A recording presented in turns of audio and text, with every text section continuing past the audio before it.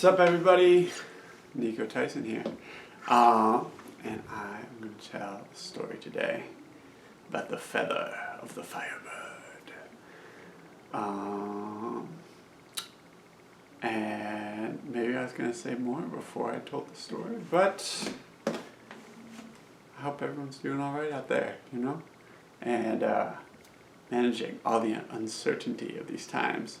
And this is a story that involves at least moments of great uncertainty.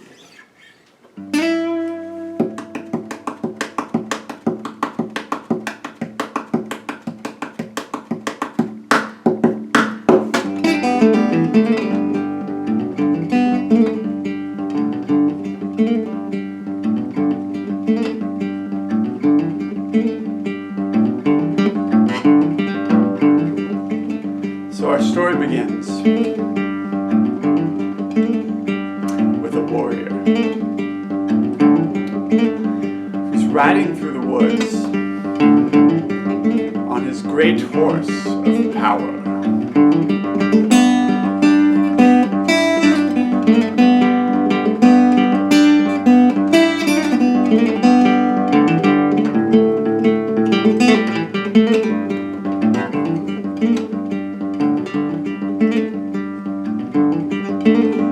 But as he's riding,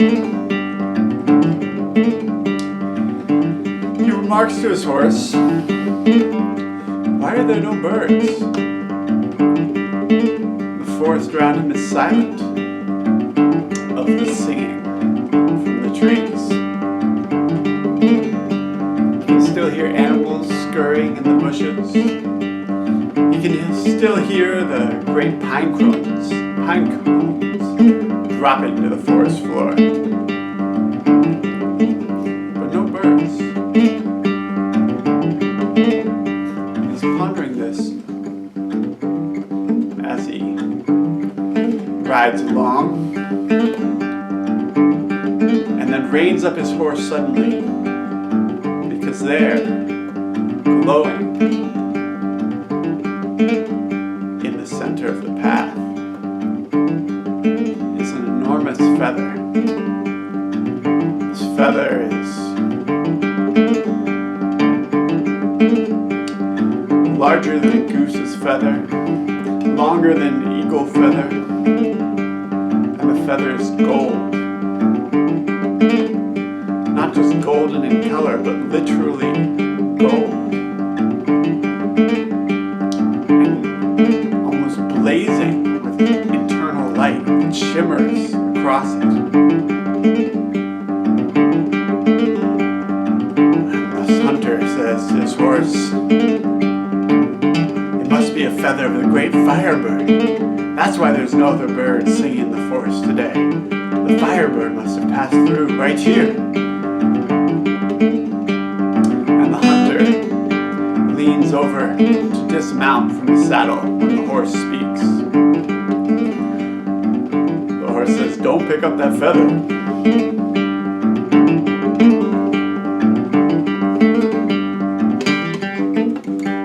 The hunter says, "What?" He says, "If you pick up that feather,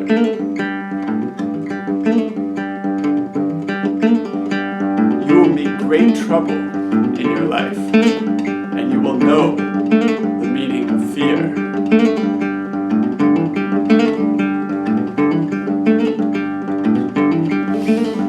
The hunter thinks to himself,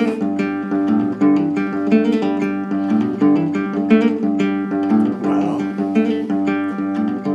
if I pick up the feather, I surely don't want no fear, and who needs more trouble in their life? But I can give the feather as a gift to the great king, and he would probably reward me handsomely, and would bring much honor to myself and my family."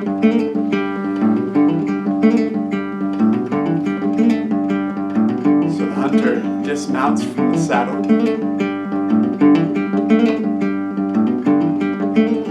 looks more closely at the feather,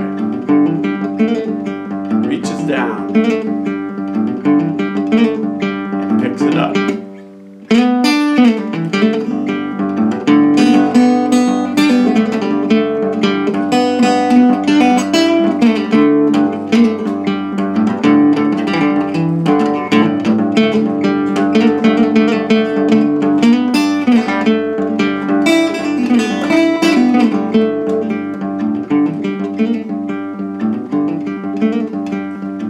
horse says nothing.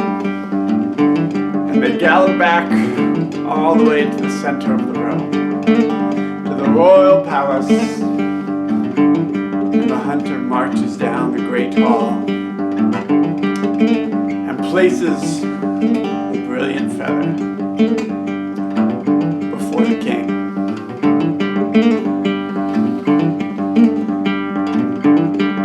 This is incredible, says the king. I've never before seen the feather of the actual Firebird. Heard of it, yes, but with my own eyes. Thank you. But, he says, one feather? This is not a gift fit for a king. the hunter trembles. Surely, a gift for a king would be the entire Firebird. And you, great hunter, since you know how to find the feather of a Firebird, you can surely bring me the entire bird. For if you do not, my sword will cut a path between your shoulder blades and the base of your skull, and your head will topple to the earth.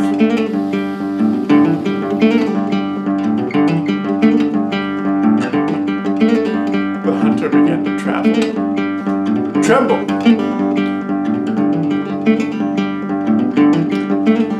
The hunter warrior, he's both, because I've called him both. And he walks out of the great hall, and his tears fall on the steps as he leaves. He goes to his horse.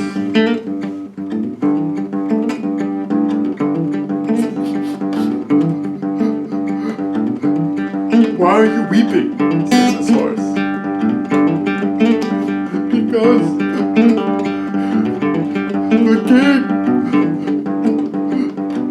he told me if I don't bring back the entire Firebird, the whole thing, just for him,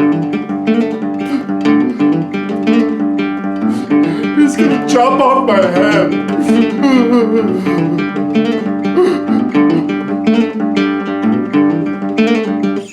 I told you so, says the horse. I said, if you pick up that feather, you will know the meaning of fear and face great trouble. But weep not, for your trouble is not here. Your trouble lies before you. Now, listen to me again. Go back to the king and ask him for 100 sacks of corn.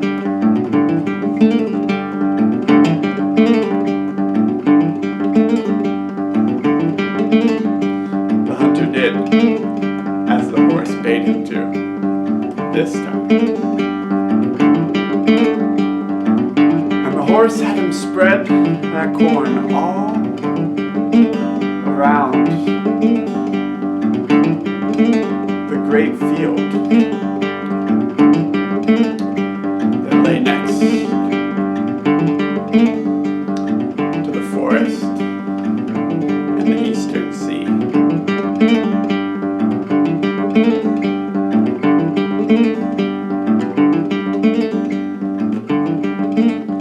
Then the horse bade the hunter warrior to climb up the gnarled oak tree in the center of the field.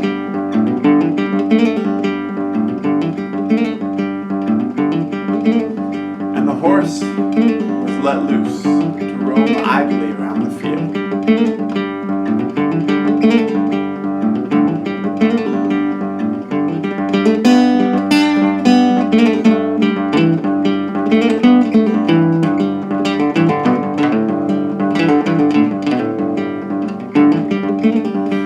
like this that the hunter passed a cold and uncomfortable night.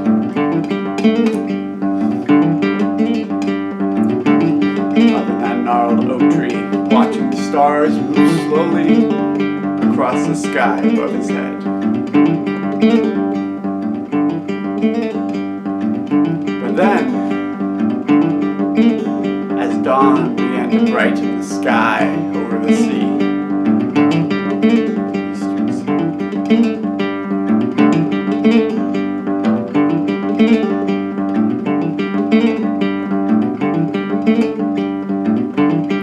the trees of the forest started to shake with the force of a great wind that blew through them, and they swayed back and forth as if they would topple to the earth.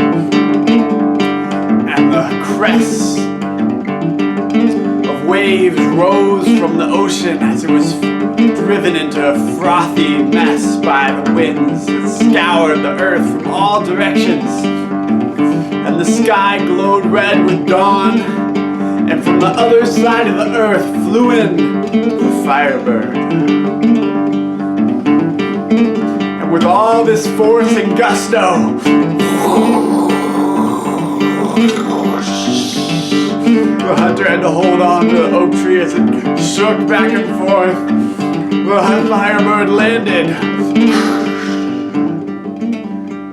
and began to peck up the kernels of corn.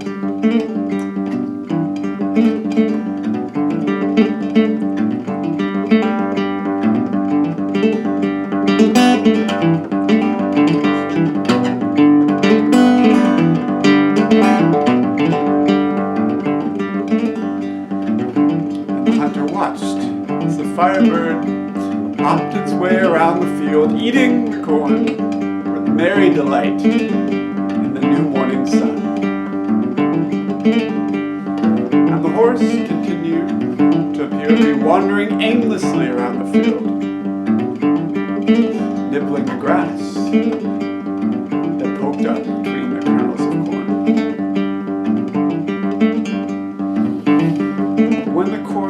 When the bird, great Firebird, majestically gleaming, got close to the oak tree,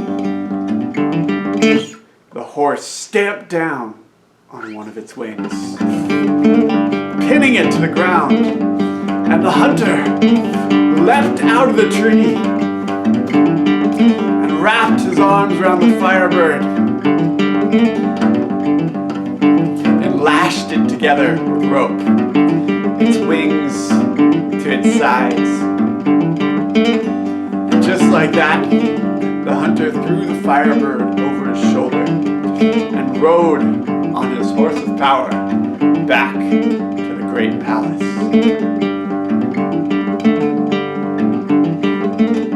And with the Firebird held high, he marched down the great hall and placed it at the foot of the king.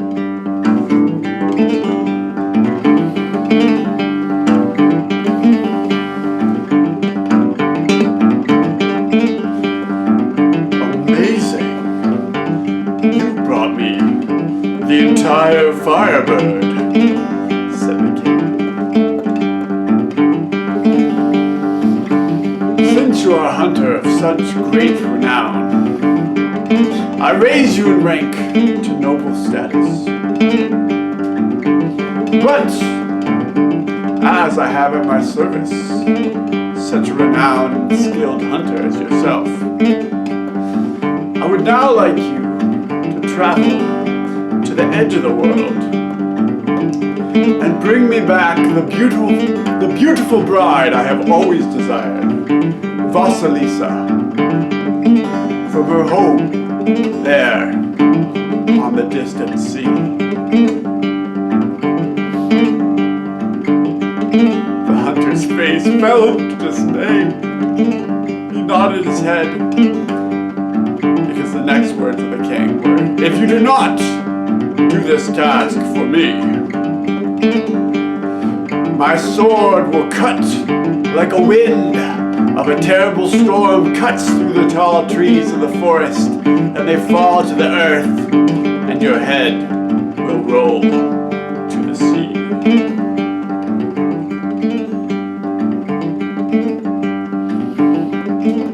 The hunter walked out of the great hall, and his tears fell upon the steps as he left. He went to his horse, crying,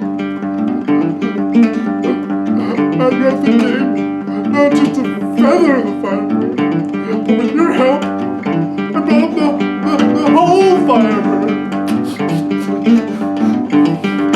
But now he says that if I don't go to the edge of the world and bring him back the beautiful Vasilisa,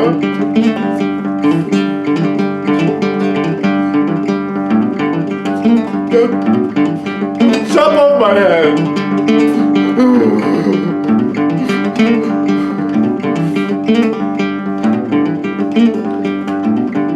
"Weep not," says the horse. "Your trouble is not here. Your trouble lies before you. Now, go back to the king and ask him for a tent of silver and gold, and also many fine foods and wine." The hunter did as the horse bade him, and soon he and the horse set out. And for many days and many nights they galloped across the land until they reached the edge of the world.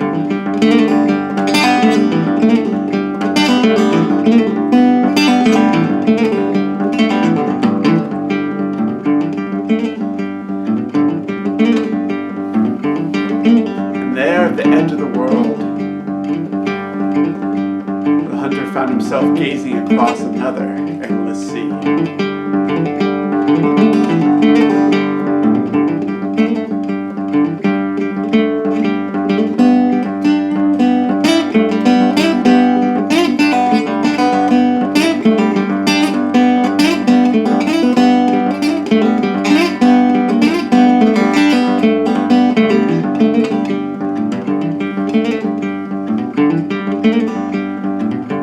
There, paddling a small gold and silver boat, was the beautiful Vasilisa.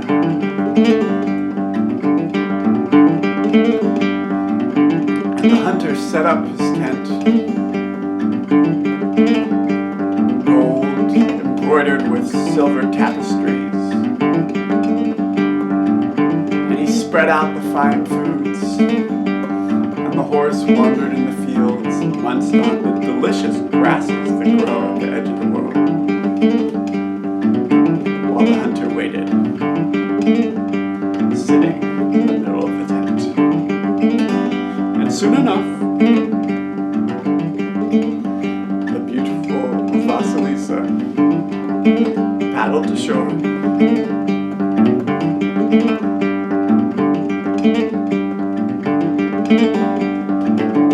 Walked up the beach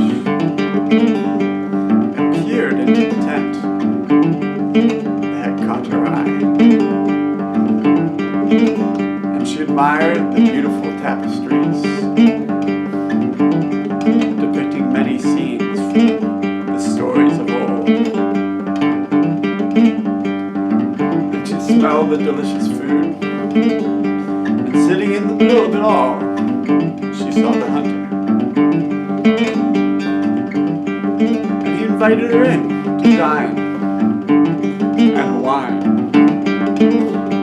And so she entered the tent and enjoyed the scrumptious delights. But wine was a special wine, and it put her into a deep sleep.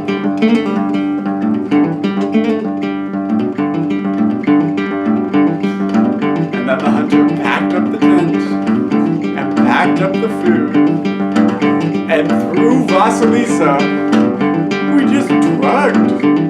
It's terrible. Over his shoulder.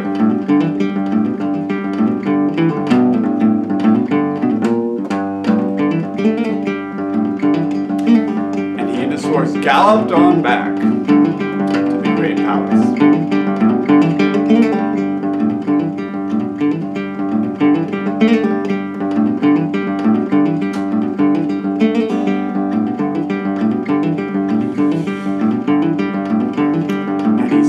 Once again enters the great hall and lays the beautiful Vasilisa down at the feet of the mighty king. And this time she begins to stir and is very upset to find herself far from her beloved sea.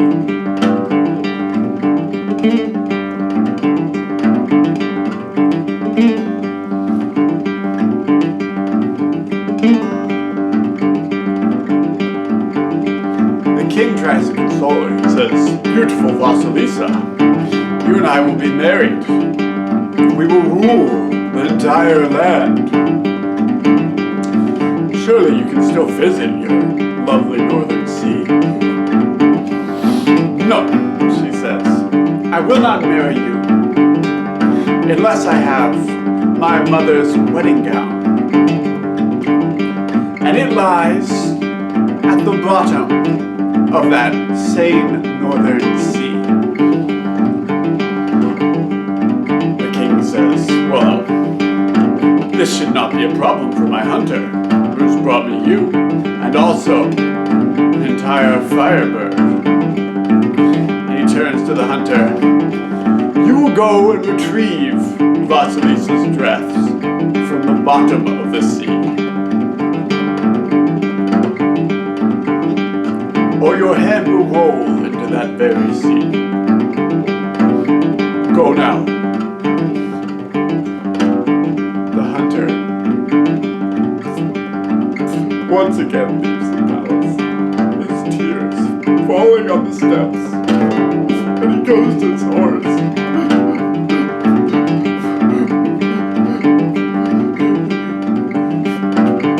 The king told me that I have to get Vasilisa's wedding dress from the bottom of the ocean, or he'll chop off my head. But the worst part is, if I do that, even if I could do that, it would be helping him to marry Vasilisa. And I'd rather die than do that.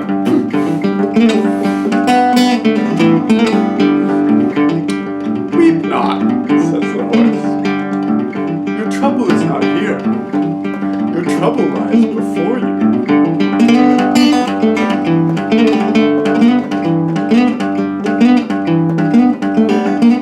And they set out then.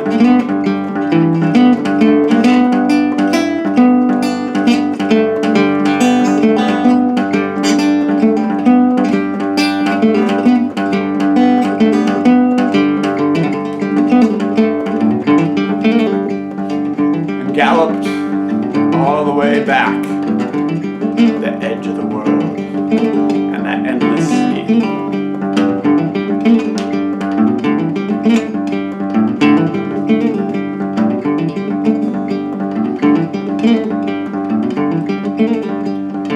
And the horse stood there at the edge of the sea, his hooves heavy in the wet sand, until a little crab came scuttling across the beach, not paying much attention to the still horse. The horse lifted up its foot and brought it down on the little crab, pinning it to the sand. The crab says, "Please, do not crush me." And the horse says,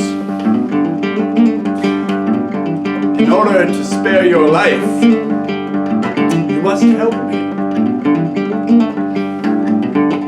I need a great chest that lies under a rock at the bottom of this very sea. I can do this! Don't crush me! Says the little crab, and he calls out in a voice to the ocean that echoes across the waves. And soon the sea begins to seethe and boil, with shapes arising from the depths. Crustaceans of all forms and sizes lurch onto the beach, clicking as they do so. The hunter is amazed, but the horse speaks to all of them. And soon they depart and vanish once again beneath the waves.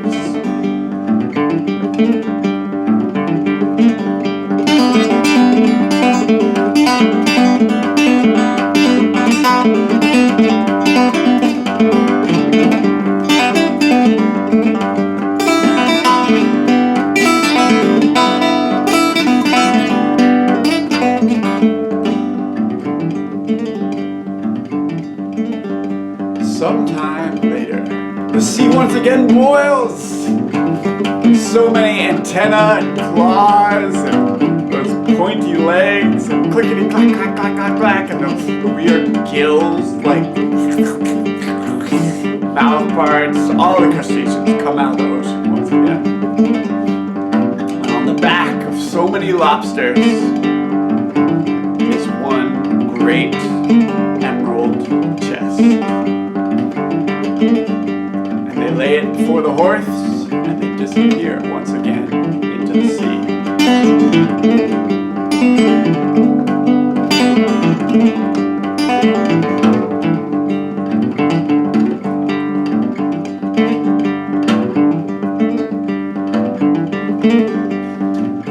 The hunter opens the chest, and inside, among some other fine treasures, is the white wedding dress of Vasilisa. And though his heart is heavy, because he's clearly infatuated with this woman that he previously drugged and stole from her home,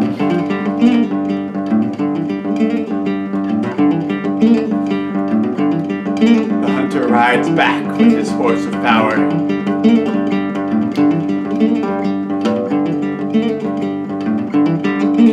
Palace, and lays the wedding dress at the feet of the king. The king says, "Excellent! Well done, young hunter," and turns to Vasilisa, whose face is not one of joy, no. She says, "Fine. I still will not marry you until this horrible hunter who stole me from my home, drugged me, and desecrated my mother's tomb is boiled alive." The hunter is speechless. The king says, "Well, then it shall be so. Our wedding feast will be prepared immediately. And also, servants, prepare a great vat of boiling water." And all the servants set to work, and the hunter stared in dismay as the feast was gathered and wood was brought in, and a cauldron big enough to boil a man, of the likes he never imagined before, was brought before the hunter in the center of the hall, and a great fire was prepared. And at that moment the hunter said, "Please, great king, if I must die, may I at least go see my faithful horse one more time?" And the king says, "This you can do." Hunter once again walks out of the great hall with his tears falling on the steps. He goes to the horse and he says, "I brought the king the wedding gown. And now he's going to marry Vasilisa, and she said she'll marry him as long as he boils me alive.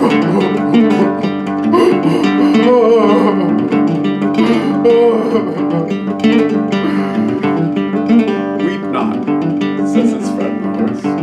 Your trouble is not here. Your trouble lies before you.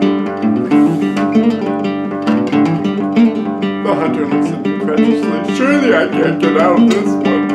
Horse, you've been such a good friend to me. I wouldn't be able to do anything without you. And if I'd just listened to you in the first place, I wouldn't know any of this fear or trouble, and we could just be riding in the forest once again. The horse shakes his head. Don't worry. Before they can throw you in the pot of boiling water, run and jump in yourself. The hunter, thinking maybe it's a way to have an honorable death, unquestionably goes back into the hall.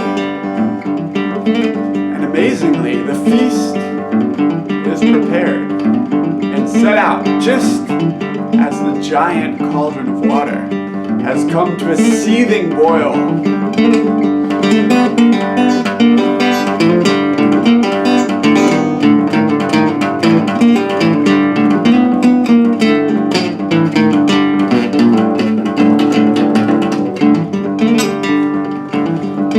As the servants come forward to lead the hunter into the waters, he runs himself and with a great leap dives over the side of the cauldron and into the boiling waters.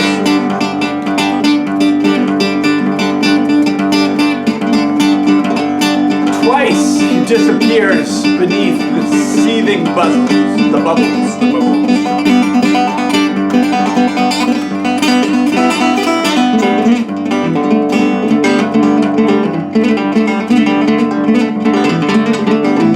And the third time, he pops out, unscathed. Not only not dead, not only not horribly burned, but glowing as if imbued with a divine touch, and more handsome than before.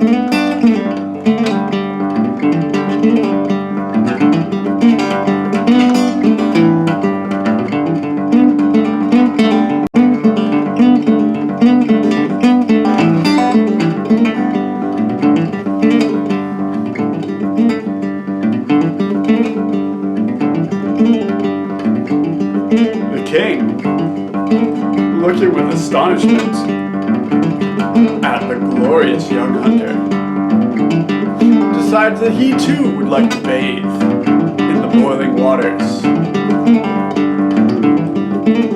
And he labors down the steps, heaves himself over the side of the hot cauldron, and falls into the water, and is boiled to death almost immediately.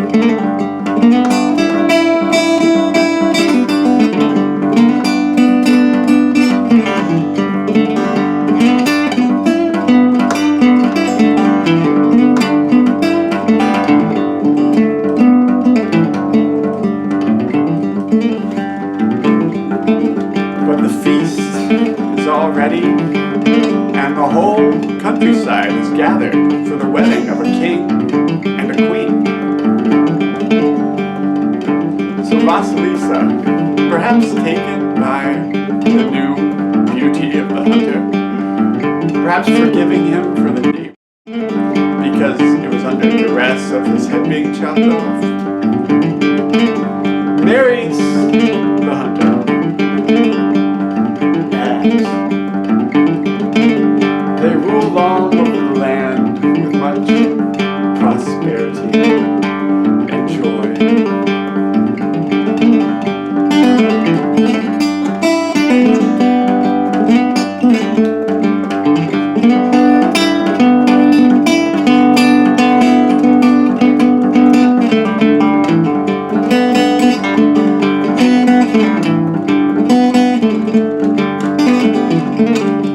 I hope that the hunter still got to go on some nice long rides in the woods with his horse of power.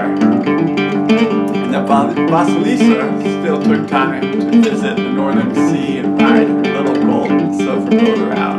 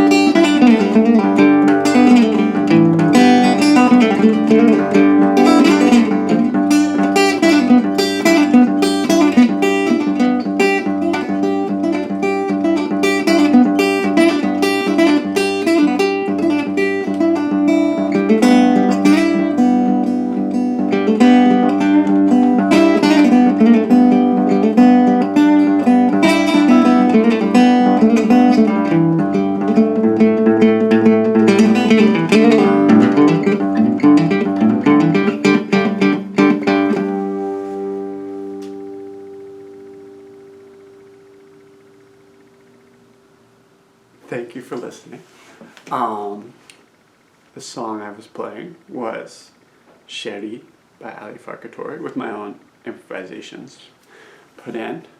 And the story of the featherbird, the Firebird, comes from, I learned it from a book by Micheal Meade called, oh my gosh, I'm totally forgetting the name right now. It's right over here though. But it's Micheal Meade. It's called Men and the Water of Life. And it's stories of the initiation and tempering of men. As you can see, this was a very man-centric story. The men are the ones who are driving the events for the most part. But it's often the case with the old stories. Not always, but often. But it's a good story. And you could substitute, women in there too. But I like this story for the emotional funniness of the young hunter and the wise words of wisdom from the horse. Your trouble is not here. Your trouble lies before you. I guess right now we're just chilling in place. Maybe there'll be horrible economic collapse. Maybe this will last forever. But right now, we can just chill and, spend more time on the internet. The other really nice moment in the story is the Firebird moment. The moment when the hunter sees the feather and his horse of power. Right, that is one thing I will say. The story is funny because there's only two real moments of true inner agency of the hunter. There's the moment when he thinks, I'll go talk to my horse one more time. Because besides that, the horse is giving him everything, which maybe if we look at this all like Clarissa Pinkola Estes looks at stories as all part of one person's psyche. Maybe your horse is your deeper intuition, your deeper psyche that you can tap into to find the inspiration you need to overcome your challenges. Maybe the king is this stern, ruling force of your psyche that sets you on these ambitions in the first place, and the hunter is just this poor heart ego that just wants to be rewarded and love the beautiful women and ride through the forest and enjoy the birds, and is quite daunted by all the terrible tasks set before him.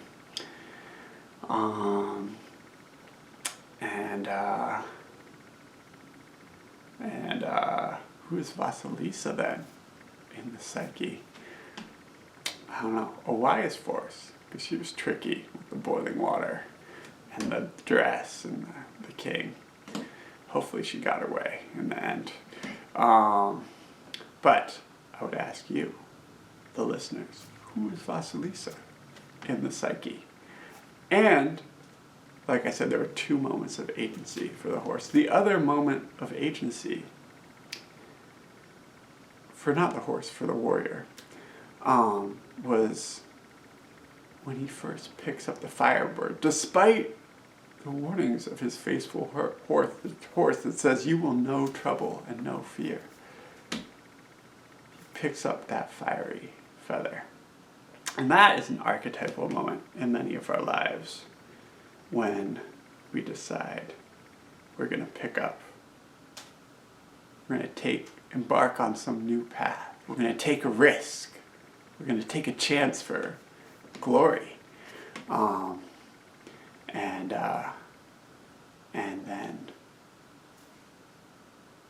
And then it also brings us trouble and fear. But hopefully, in the end, a great reward, more knowledge, something. So, if anyone feels bold, they can leave in the comments section below this video